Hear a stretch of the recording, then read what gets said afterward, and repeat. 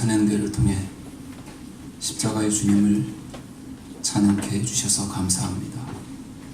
십자가 그늘 밑에 거하는, 십자가의 그 주님 아래 거하는 그 축복이 우리 모두에게 임하도록 역사하여 주시옵소서. 십자가의 영광을 바라보며 소망 품고 나아가는 가운데 하나님의 은혜를 경험하며 날마다 승리의 삶으로 나아가는 우리 모두가 되게 하여 주옵소서. 이 시간도 주님이 친히 우리 가운데 말씀하여 주시고 말씀을 통해 주님을 바라보며 주님을 더 깊이 깨달아 아는 은혜의 시간이 되도록 성령으로 인도해 주시기를 간절히 원하오며 예수님의 이름으로 기도드리옵나이다. 아멘. 지난주 암송 말씀 잘 외우셨나요? 네. 저도 솔직히 못 외웠습니다. 잘 안 외워져요 보니까. 고린도후서 8장 9절 말씀은 못 외우신 분 보고 하시고 외우신 분 한번 앞에 보시면서 하시겠습니다. 같이 하십니다. 우리 주 예수 그리스도의 은혜를 너희가 알거니와 부유하신 자로서 너희를 가난하게 되심은 그의 가난함을 인하여 너희로 부욕케 하려 함이니라. 고린도후서 8장 9절 말씀. 아멘. 이 마이크 볼륨 좀 내려야 될 것 같아요. 4번 볼륨 내려주세요. 우리 같이 하십니다. 도피성. 다시 한번요. 도피성. 여호수아 20장은 도피성에 관한 말씀입니다. 다른 장에 비해 본문이 짧지만 여기에는 매우 중요한 메시지가 담겨져 있습니다. 그러면 이 도피성이 오늘날 우리에게 주는 삶의 교훈이 무엇인지 생각해 보겠습니다. 오늘 본문을 보기 전에 먼저 히브리서 11장 1절 나눠드린 페이퍼에 있습니다. 히브리서 11장 1절을 함께 읽습니다. 옛적의 선지자들로 여러 부분과 여러 모양으로 우리 조상들에게 말씀하신 하나님이 옛적의 선지자들, 이 말은 구약시대 구약 성경을 말합니다. 그런데 옛적에는 선지자들을 통해서 말씀하셨는데 이 모든 날 마지막, 즉 지금은 누구를 통해서요? 아들을 통해서 말씀하신다고 되어 있습니다. 아들은 바로 예수 그리스도를 가리킵니다. 지금은 예수 그리스도를 통해서 모든 것을 말씀하십니다. 그런데 구약시대에는 선지자들을 통해서 말씀하셨는데 여러 부분과 여러 모양으로 말씀하셨습니다. 이것은 무엇을 뜻하는 것일까요? 구약 성경에서 인물이나 사건이나 장소, 이것은 거의 다가 장차 오실 그리스도에 대한 부분적인 상징들입니다. 예를 들어 모세라는 인물을 볼 때 모세가 상징하는 메시지는 중보적 사명입니다. 즉 중보자입니다. 따라서 모세 전체의 인생 이야기를 통해 하나님께서 설명하시고자 하는 것은 바로 그리스도의 중보적 사명입니다. 그렇다고 해서 모세에 관한 이야기가 전부가 다 예수 그리스도에 대해 설명하는 것은 아닙니다. 한 부분을 상징적으로 나타내는 역할을 맡았다는 뜻입니다. 오늘 우리가 살펴볼 가나안의 도피성, 이 도피성은 그리스도께서 우리에게 어떤 존재로 임재하셨는지, 다시 말해 그분이 우리에게 누구이신지를 좀 더 구체적으로 설명해 주는 상징물이 바로 도피성입니다. 이제 오늘 본문을 통해서 도피성에 대해 구체적으로 살펴보겠습니다. 먼저 오늘 20장 2절 말씀을 같이 읽겠습니다. 이스라엘 자손에게 고하여 이르라. 내가 모세로 너희에게 말한 도피성을 택정하여. 이 도피성은 여호수아가 어느 날 잠을 자다가 계시를 받은 것도 아니고 여호수아 자신이 만들어낸 아이디어도 아닙니다. 모세로부터 이미 계획된 것입니다. 그런데 이 성경 구절에서 아주 중요한 단어가 하나 있는데 정하여라는 말입니다. 택정하여, 정하여라는 말. 이 말의 히브리어 어원을 찾아보면 이것은 어떤 사물이나 장소에 대해서 쓸 수 있는 단어가 아닙니다. 오직 사람에게만 사용되는 단어입니다. 여기서 정하다는 말의 의미는 법률적으로 위임해서 보호하도록 맡기는 자라는 뜻입니다. 그런데 오늘 성경 본문에서는 도피성이라는 사물에 대해 사용했다는 것을 우리는 주목해야 합니다. 이것이 가능한 이유는 여기서 말하는 도피성이 장차 오실 그리스도를 상징하고 있기 때문입니다. 다시 말해 예수 그리스도를 도피성이라는 사물을 통해 설명하고 있는 것입니다. 우선 이 도피성은 어떻게 세워졌을까요? 이스라엘 백성이 땅을 제비 뽑을 때 레위 지파는 땅을 유업으로 받지 못했습니다. 그래서 12지파 형제들이 각자 성을 하나씩 내줍니다. 이것이 모두 48개인데 그 중에서 6개를 도피성으로 정합니다. 그러므로 이 도피성의 주인은 실질적으로 레위 지파가 됩니다. 지도를 보면 팔레스타인 땅 가운데 요단강이 흐릅니다. 그 요단강을 기준으로 한쪽에 성이 3개씩 있어서 모두 6개가 됩니다. 그래서 도피성은 팔레스타인 전역을 걸쳐서 6개가 정해집니다. 그런데 지도상에서 보면 이 6개의 도피성이 위치해 있는 것을 보면 아주 놀랍습니다. 팔레스타인 전역 어디에서 사고가 나든지 직선거리로 반나절 안에 닿을 수 있는 거리에 도피성들이 있는 것입니다. 6개의 도피성이 균형 있게 거리를 유지하고 있어서 누구든지 반나절 안에 도피성으로 피신을 할 수 있도록 한 것입니다. 민수기에 보면 이 성으로 가는 길은 봄이 되면 이스라엘 남자들이 1년에 한 번씩 동원이 되어서 빗자루, 곡괭이와 삽을 들고 나와서 길을 잘 보수합니다. 그 이유가 뭔지 아십니까?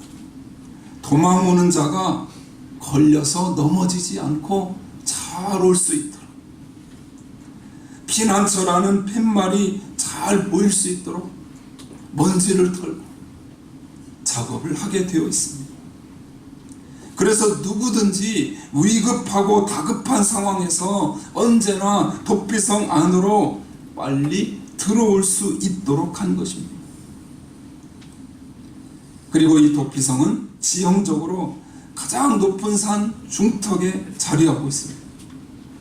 히브리 사람들의 인식 속에 높은 곳은 실제로 높다는 개념이 아니라 안전하다는 것을 뜻합니다.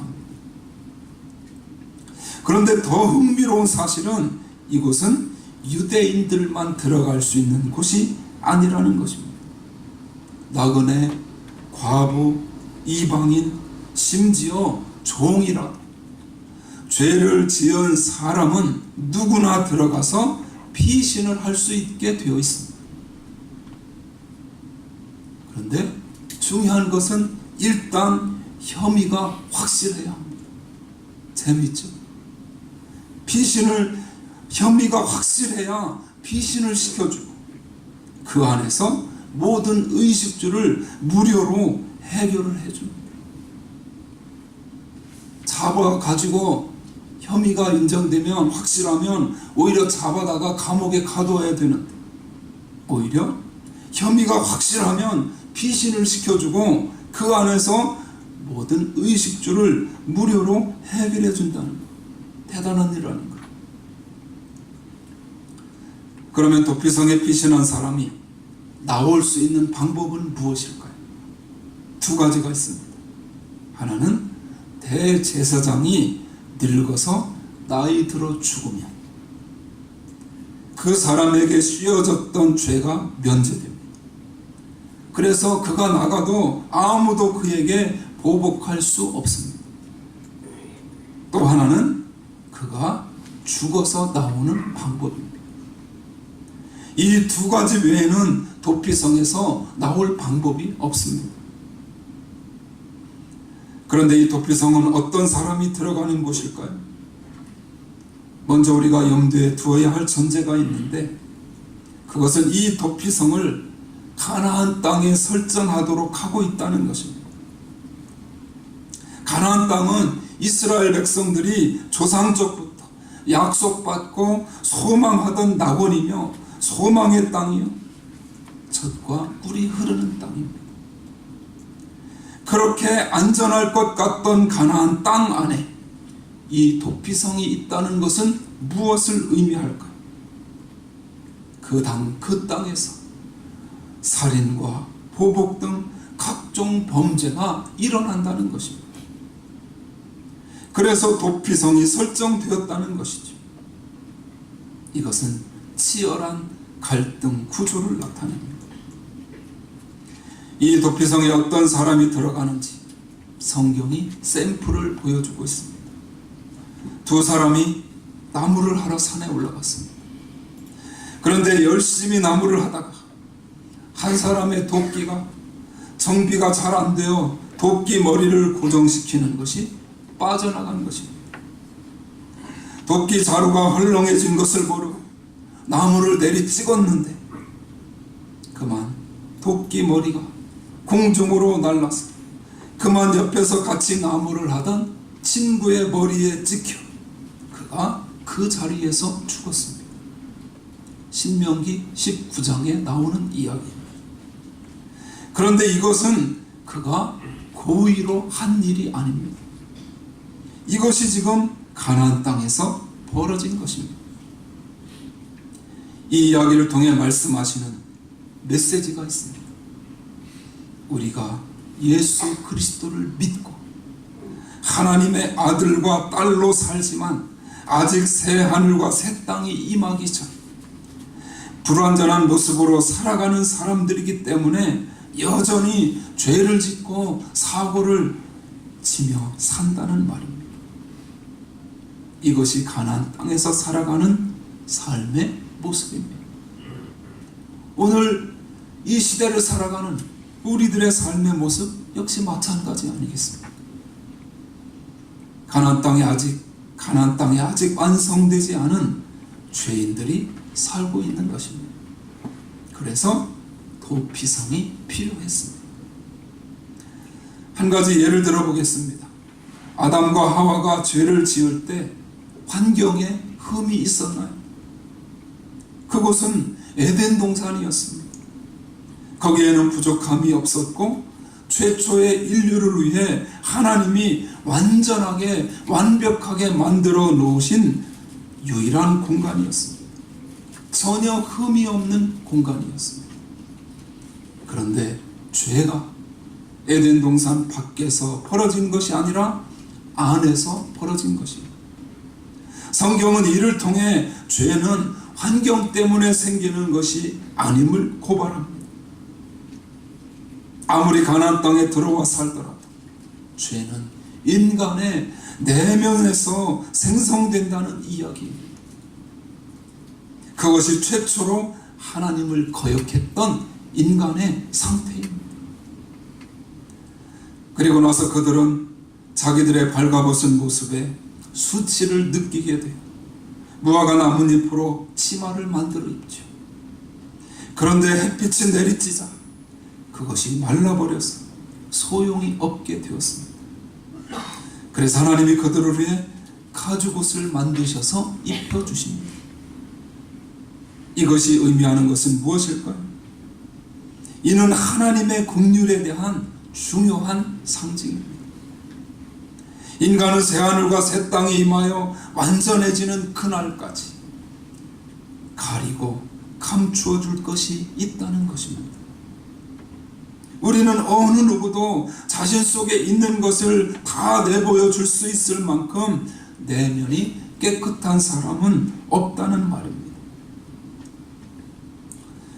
여러분은 소돔과 고모라 성을 두고 아브라함이 하나님과 거래를 하는 내용을 잘 아실 것입니다. 아브라함이 처음에 의인 50명을 내겁니다. 그런데 50명을 찾을 수 없자 45명으로 다시 제한을 합니다. 그런데 또 40명으로 줄입니다. 30명, 20명, 10명까지 갔는데 결국 의인 10명을 찾을 수가 없었습니다. 이것은 한 명도 없음을 의미하는 것입니다. 로마서 3장 10절에 나오죠. 의인은 없나니 하나도 없으며. 그런 면에서 새하늘과 새 땅이 임하여 우리가 거룩해지고 완전해지고 완전한 승리를 이루는 날까지 하나님이 우리의 수치와 더러움과 아픔을 가려주기 때문에 우리가 의로운 척하고 살아갈 수 있는 은혜를 입은 것입니다. 이것이 바로 도피성이 의미하는 것입니다. 그러면 이 도피성으로 들어가는 사람은 누구라고 했나요? 오늘 본문에 보니까 오살한 자, 실수로 살인을 한 사람이죠. 당시에는 동행보복법이라는 것이 있었습니다. 여기서 동행이라는 것은 같은 행동을 뜻합니다. 우리 신명기 19장 21절을 함께 읽습니다. 내 눈이 긍휼히 보자 생명은 생명으로 눈은 눈으로 이는 이로 손은 손으로 발은 발로니라. 생명에는 생명으로 눈에는 눈으로 이에는 이로 손에는 손으로 발에는 발로 갚으라고 합니다. 예를 들어 한 사람이 다른 사람의 눈 한쪽을 상하게 했다고 해보겠습니다.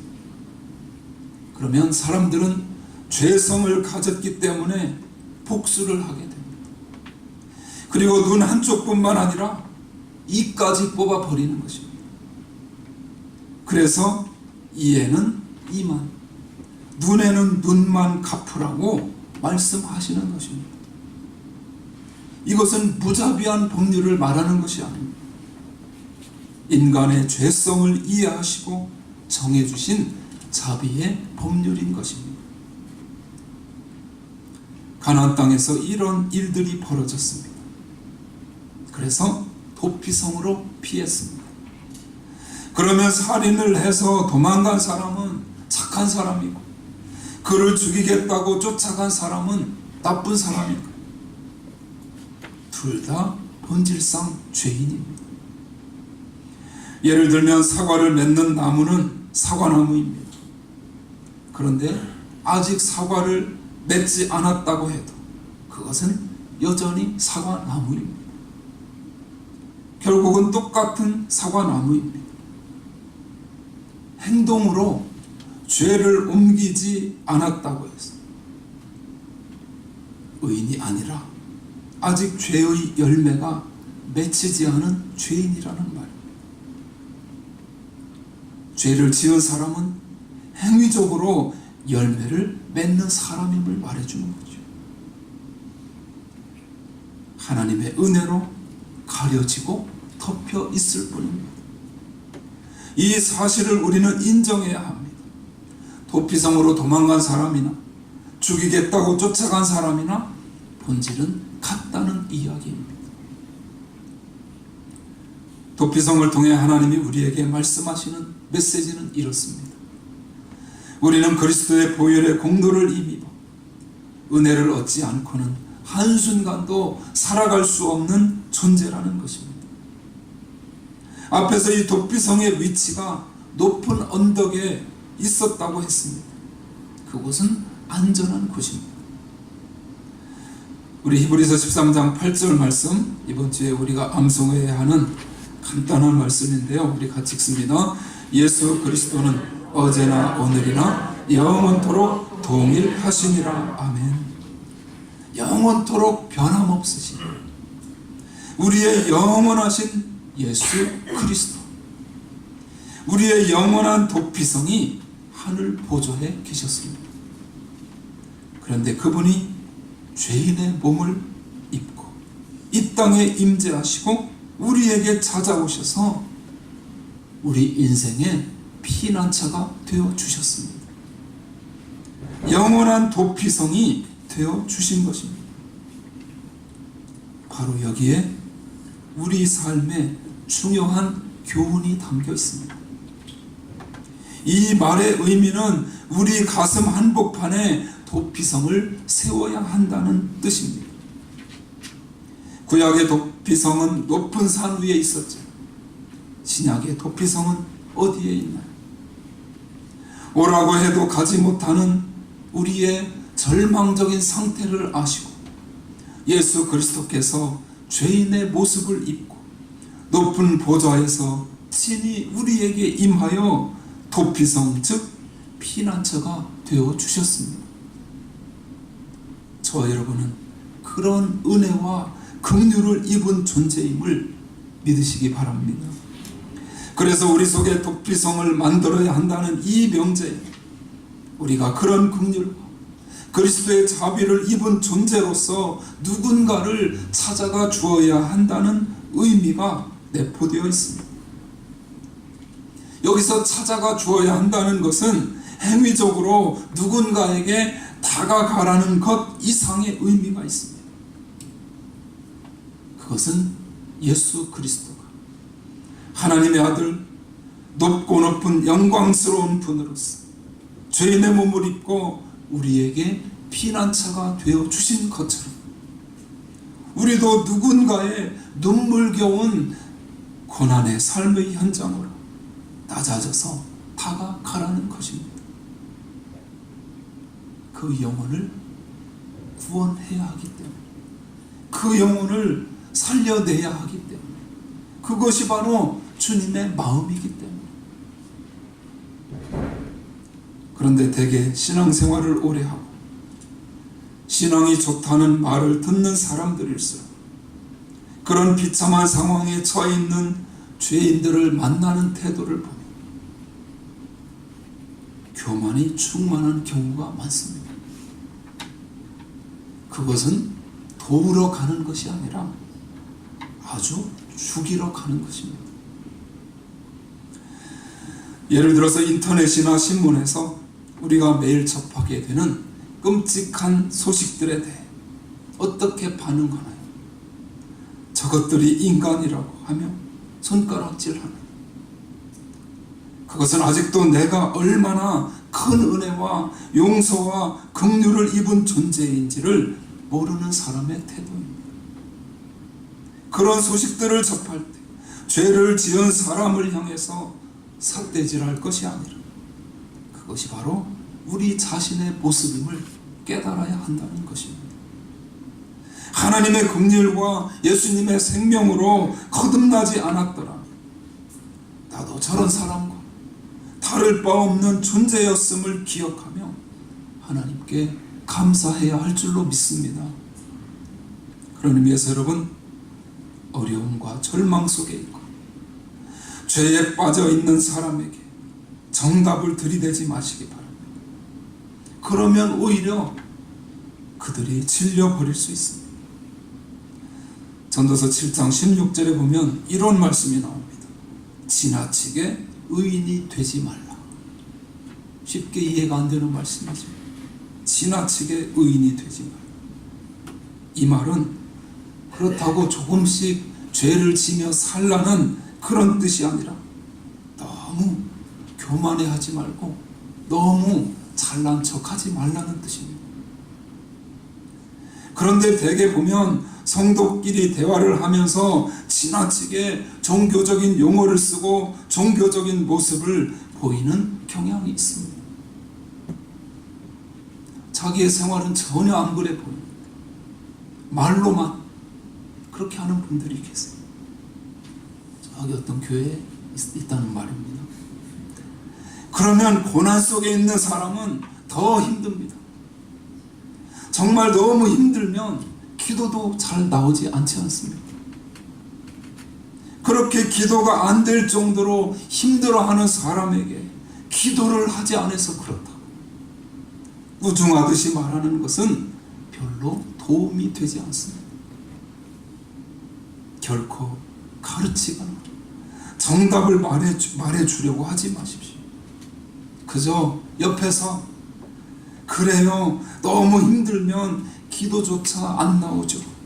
그렇게 하면서 심정적으로 그 사람의 상태까지 낮아져서 공감해 주어야 합니다. 그래서 마음을 열어 기댈 수 있는 편안함을 주는 것, 그것이 바로 도피성, 피난처가 되어주는 것임을 명심하시기 바랍니다. 사랑하는 여러분, 그런 면에서 예수 그리스도께 은혜를 입으셨나요? 그렇다면 마음속에 피난처를 만들어 주위의 고통 가운데 있거나 죄 가운데 빠져 있는 사람들에게 찾아가야 합니다. 그래서 그들의 피난처가 되어 주십시오. 그렇게 하는 것이 바로 은혜를 입은 하나님의 자녀로서 살아가는 참된 성도의 모습인 것입니다. 주님은 그러한 성도들과 함께 일하기를 원하십니다.